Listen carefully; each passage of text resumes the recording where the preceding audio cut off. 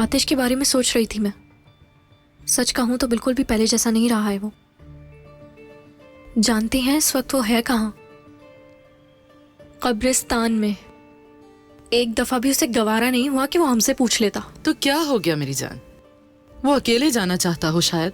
वैसे भी तो अक्सर अकेले ही जाता है। हम भी तुम्हारे बाबा की कब्र पर नहीं गए, काफी दिन हो गए। तो मैं सोच रही थी कि हम दोनों किसी दिन चलेंगे। आप इस वक्त अनजान बन रही हैं अम्मी। आतिश मरजान के साथ कुछ ज्यादा ही वक्त गुजारने लगा है आजकल, और इसी वजह से वो हमसे दूर होता जा रहा है। कभी कभी तो मुझे लगता है अगर उसने बदला ना लिया और पीछे हट गया। अगर आप मरजान के सफर का कोई भी लम्हा मिस नहीं करना चाहते तो अभी सब्सक्राइब करें, बेल आइकन पर क्लिक करें और नए एपिसोड्स की नोटिफिकेशंस हासिल करें। बात सुनो, आतिश भी तकलीफ में है, बल्कि शायद हमसे भी कहीं ज्यादा। तुम्हारे सर पर तो मैं थी, मगर वो माँ बाप के बगैर था, मरने वाला था बिल्कुल। तो वो जरूर उस आदमी से बदला लेगा जिसने ये जुल्म किए। आपको मालूम है मरजान काफी दिनों से एलुल का नाम ले रही है।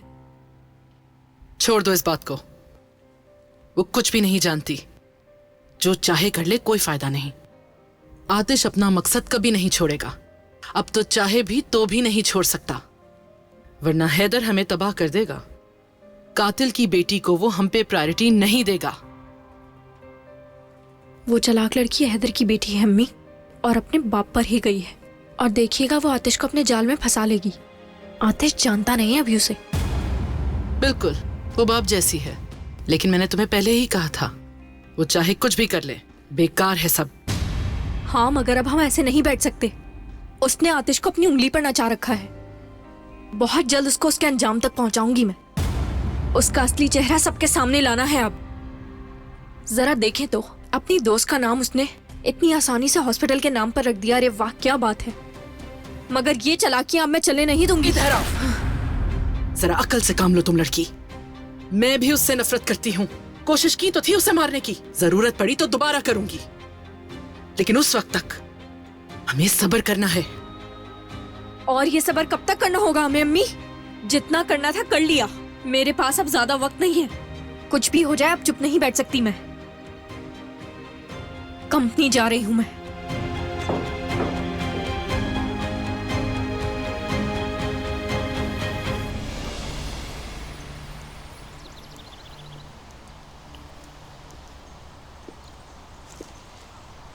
सोचती हूँ उसके भाई का क्या हुआ होगा। ताहिर एलूल का बड़ा भाई था। वो अपनी बहन से बहुत ज्यादा प्यार करता था। शायद वो मुझे भी प्रोटेक्ट करता था, मगर उससे जुड़ी मेरी यादें बहुत धुंधली हैं। मुझे ताहिर उतना याद नहीं है जितनी एलूल याद है। वो जैसे हमें प्रोटेक्ट करता था, ऐसा नहीं लगता था कि वो कोई बच्चा है। समझ नहीं आता तुम ये सब कैसे याद रख लेती हो। वो अपनी बहन को आंखों के सामने ही रखता था, और इस बात से मुझे बहुत सुकून मिलता था।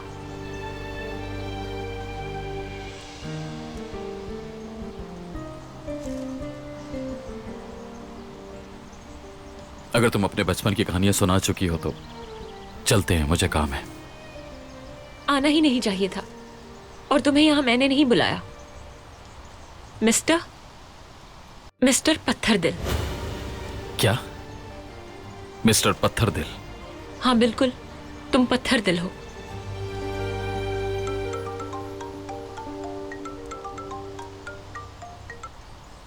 हेलो।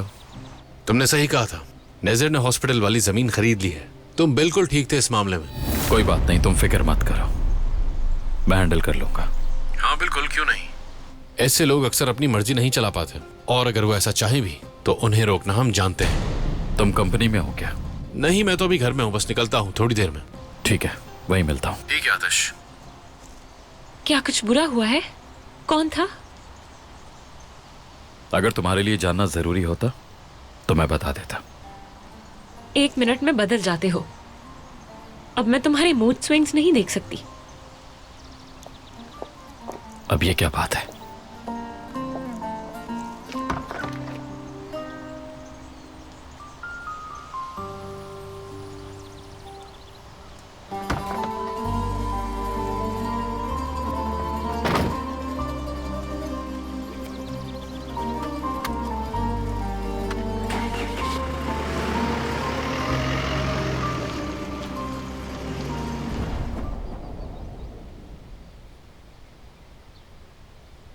आतिश ने ऐसा क्यों किया मुझे समझ नहीं आ रहा।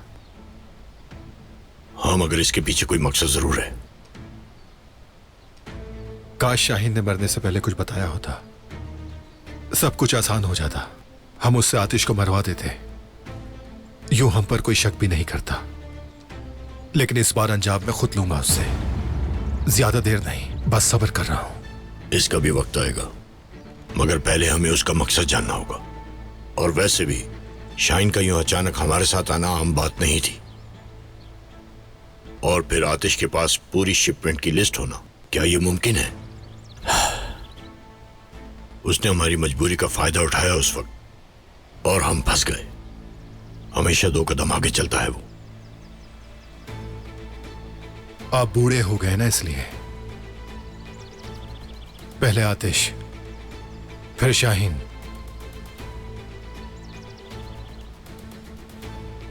मुझे पहले ही शक था कि ये दोनों मिले हुए हैं।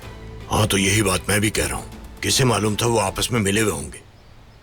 खैर, तुम बस एक बात याद रखना मेरी, कॉन्ट्रैक्ट खत्म होते ही आतिश और उसके पूरे खानदान की किस्मत में अपने हाथों से लिखूंगा। देखना तुम, फिर बताऊंगा इन्हें। जो करना है जल्दी कीजिए बस आप। नज़ीर, सब्र रखो। मुझे भी उसकी मौत का इंतजार है। हर इंसान की कोई ना कोई कमजोरी होती है, उसकी भी होगी। और हमें पहले वही जानना है। जैसे कोई ऐसी बात या फिर उसका कोई ऐसा राज, हमें पहले वही ढूंढना है। इतना वक्त जाया करने की जरूरत नहीं। हमें जल्द से जल्द उसे रोकना होगा, इससे पहले कि वो ज्यादा ताकतवर हो जाए। तुम्हें कहा भी है कि सब्र रखो। मुझे लगता है आतिश के साथ कोई और भी काम कर रहा है। मैं पहले वो जानना चाहता हूं। अगर हमें कुछ मिलता है तो हम उसके जरिए उसको हरा सकते हैं। हर चीज का वक्त होता है, समझो मेरी बात। वैसे उसका प्लान क्या है? कॉन्ट्रैक्ट खत्म करने के और भी 1000 तरीके मौजूद हैं। कंपनी लेना भी मकसद नहीं हो सकता। पैसे बहुत है उसके पास।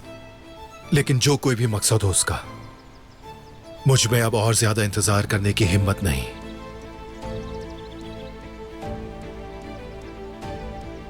अब मैं चलता हूं, क्योंकि आज का मेरा जरूरी काम आतिश को परेशान करना है।